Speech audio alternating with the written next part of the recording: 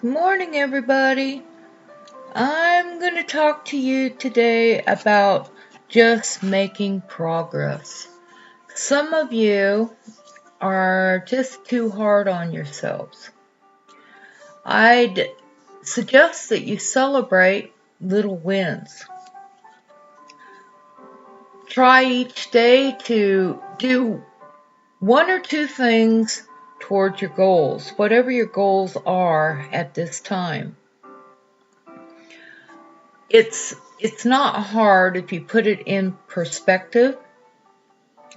Say that you want a new career or a YouTube channel or a crochet channel, whatever it is that you're working towards, just try to give yourself some space and write down one or two goals that are achievable each day toward your goal.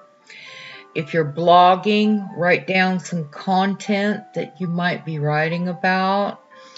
Even if it's domesticated goals that you're trying to reach, trying to reorganize your living room or something, take a small portion of it at a time. Don't let yourself get overwhelmed.